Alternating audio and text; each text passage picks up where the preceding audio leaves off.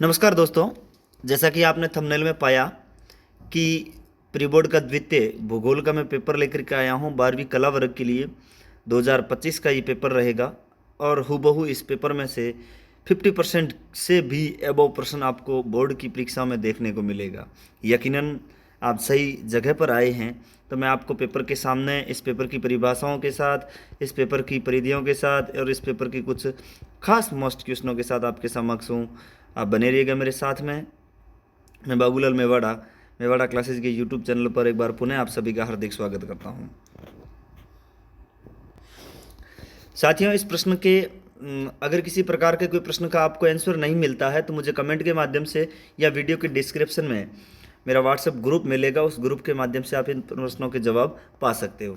साथियों, चलते हैं आज के इस पेपर के, इस मॉडल पेपर के सॉल्यूशन की ओर। तो ध्यान दीजिएगा, पहला प्रश्न रहेगा, मानव भूगोल में किसके अध्ययन पर बल दिया गया है।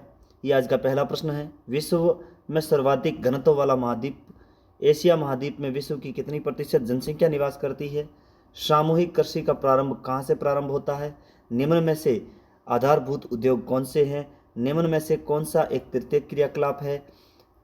और राष्ट्रीय राजमार्ग 7 कौन से दो भागों को जोड़ता है, दो स्थानों को जोड़ता है। भारत में रेल की शुरुआत कब हुई। नौवां प्रश्न है, निम्नलिखित राज्यों में से कौन सी एक जनसंख्या घनत्व सर्वाधिक क्षेत्र है। निम्नलिखित में से कौन सा दादर नदी पर अवस्थित है। भारत में सर्वाधिक चाय उत्पादन करने वाला राज्य वह भूमि पर जिस पर फसलें उगाई गई या काटी गई कहलाता है। राष्ट्रीय जल निधि एवं कब घोषित की गई थी, जल नीति कब घोषित की गई थी। निम्नलिखित में से किस वर्ष में पहला रेडियो कार्यक्रम प्रसारित हुआ था। साथियों, इस सभी का प्रश्न अगर आप ये पीडीएफ पाते हैं, अगर आपको पीडीएफ चाहिए तो मेरे ऑफिशियली मेवाड़ा क्लासेस सांचौर के टेलीग्राम चैनल से आप ज्वाइन हो जाइएगा, जहाँ पर आज ही आपको 12वीं 12th भूगोल का ये जो पीडीएफ है वो आपको मिल जाएगा। अगर आपको नहीं मिल पाता है तो मेरे 9799481435 पे आप मैसेज करके टेलीग्राम के चैनल या व्हाट्सएप ग्रुप में जोड़ सकते हो। साथियों, भूगोल का बहुत ही हूबहू प्रश्न लेकर के आया हूँ। इस वीडियो को अंत तक जरूर देखिएगा। आपको बहुत से प्रश्न आपको बोर्ड में महत्वपूर्ण और मोस्ट क्वेश्चनों के रूप में चर्चाएँ मिलेगी। 15 प्रश्न है, निम्नलिखित में कौन सा एक स्थलबंध पतन है। ध्वनि के मापन की इकाई क्या है। खनिज आधारित उद्योग क्या है। निम्न में से खनिज नगर क्या है।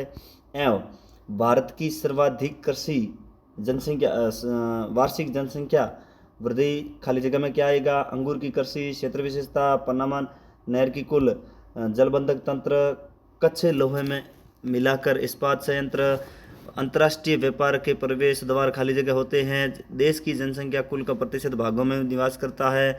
महानगरों में कुल चारों ओर से उसे सटे हुए विकास पर कहलाता है।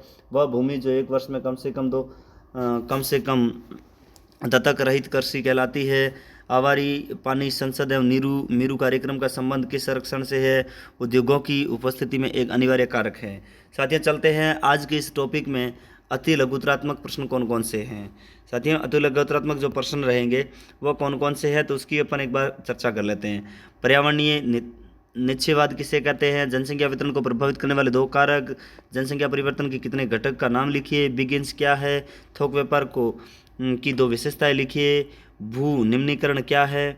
GATT का पूरा नाम। प्रवास के अपकर्ष का कारक लिखिए, अपकर्ष के कारक लिखिए। सॉरी, यहाँ पर एक मिसप्रिंट है। वायु प्रदूषण के दो मुख्य कारण लिखिए।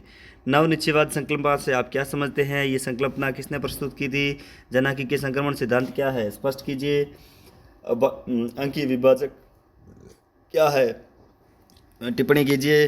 व्यापार संतुलन से आप क्या समझते हैं, समझाइए। राष्ट्रीय युवा नीति 2014 पर टिप्पणी लिखिए। स्वर्णिम चतुर्भुज परियोजना पर टिप्पणी लिखिए।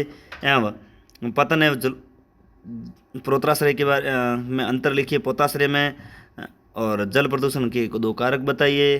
कारक के आधार पर उद्योगों का वर्गीकरण कीजिए। और अथवा में एक क्वेश्चन दिया गया है कि उद्योगों की अवस्थिति को प्रभावित करने वाले या स्थिति को प्रभावित करने वाले कारकों के बारे में वर्णन करना है। जल संभर प्रबंध एवं जल संभर कार्यक्रमों को संक्षिप्त में वर्णन कीजिए। आगे लिखा हुआ है कि निम्नलिखित ऊर्जा के अपरंपरागत स्रोत को समझाइए। ऊर्जा स्रोत, पवन ऊर्जा, नाभिकीय ऊर्जा। भारत में लौह अयस्क उत्पादक क्षेत्रों के बारे में वर्णन कीजिए। अथवा में एक प्रश्न दिया गया है कि इंदिरा गांधी नहर कमान क्षेत्र का वर्णन कीजिए। अगले प्रश्न में देखिए निबंधात्मक प्रश्न कौन कौन से आ सकते हैं कि निर्वाह कृषि, विस्तृत वाणिज्य, अनाज कृषि का तुलनात्मक विवरण दीजिए। विश्व के प्रमुख आंतरिक जलमार्गों का वर्णन कीजिए। ये जो बहुत महत्वपूर्ण क्वेश्चन है जो मैंने उठाए निबंधात्मक से, आप एक बार इन प्रश्नों का अवलोकन जरूर करें। नीचे दिए गए विश्व के रेखा मानचित्र में निम्नलिखित को अंकित कीजिए। चलवाछी एवं पशुचारण निर्वहन संग्रहण क्षेत्र, वाणिज्यिक पशुपालन क्षेत्र एवं गहन कृषि क्षेत्र। नीचे दिए गए जो चित्र है, जो नाम है, उनको मानचित्र में आपको अंकित करना है। तो मारमागोवा, पारादीप, मुंबई हाई एवं खेतड़ी। खेतड़ी राजस्थान में है, मुंबई हाई आपको पता है, पारादीप कहाँ है और मारमुगावा कहाँ है। यदि भूगोल गद्य है तो मानचित्र प्रतीकात्मक है। ये लॉटन मेरी की एक लाइन है जो मेरे साथ में बहुत मुझे अच्छी लगी। यदि आप किसी देश का भूगोल जानते हैं तो आप उसकी विदेशी नीति को समझ सकते हैं और उसका पूर्वानुमान लगा सकते हैं। नेपोलियन बोनापार्ट का ये बहुत ही अच्छी लाइन के साथ आज की क्लास को हम ख़त्म करते हैं और मिलते हैं अगली क्लास के अगले एक नए मॉडल पेपर के साथ। You have a nice day, bye bye. बने रहेगा मेरे साथ में। साथियों, इस प्रश्नों की, इसकी आपको आंसर शीट का अगर पीडीएफ, फुल पीडीएफ व्यू चाहिए तो जाइएगा मेरे टेलीग्राम चैनल पर, वहाँ से आपको मिल जाएगा इसका PDF. Thank you for watching. You have a nice day, bye bye.